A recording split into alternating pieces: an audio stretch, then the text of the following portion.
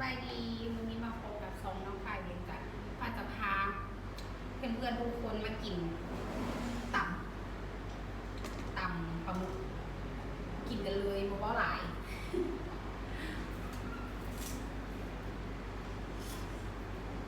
กินไปลงไป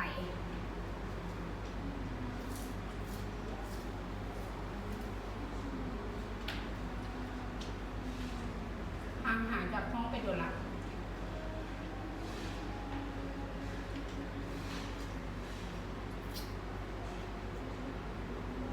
แซ่บปลาหมึกหมด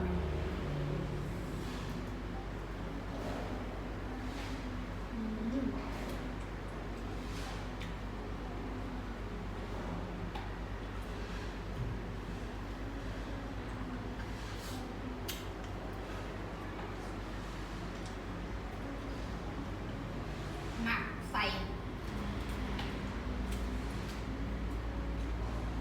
แล้วก็แล้วว่าหมักไว้ละ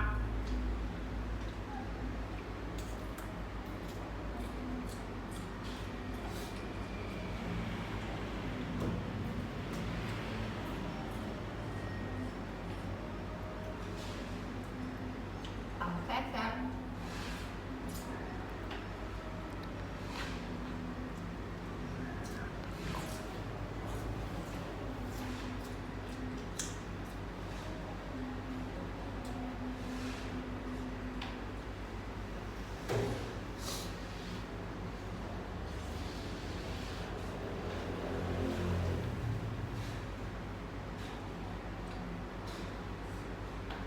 ส่วนนี้หลายคนสิพักเรียกเนาะว่าพนักโควิดพักขาดเราพักไปเด้อพาเพื่อนไปตามประเทศนักกักตัวเองไว้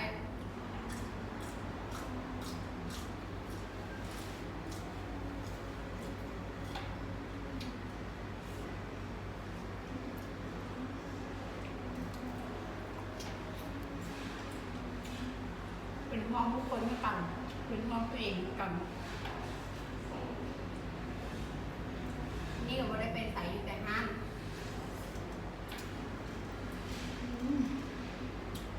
ประเด็กแค่ไม่ดีมาประเด็ก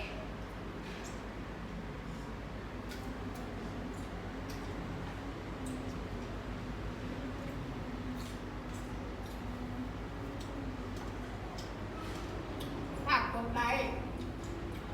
กดซับสไครต์กดกระดิ่งติดตามน้องฝ่ายเด้อ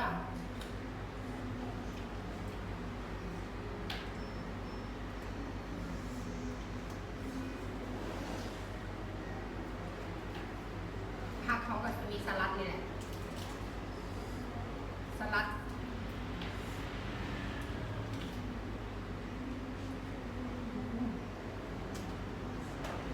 แซ่บจัง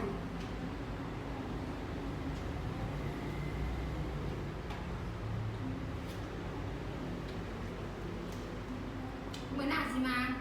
บอกวิธีการตำอยากให้บอกวิธีการตำคอมเมนต์มาเด้อใต้คลิปสิมาไล่จนสิมาสอนวิธีการตำแล้วแต่ให้ปลาหมึกมันแซ่บตำแล้วแต่ให้มันกรอบอันนี้เป็นสูตรของห้างตำแซ่บหอมดวนประเด็กกับประเด็กห้างตำแซ่บหอมดวน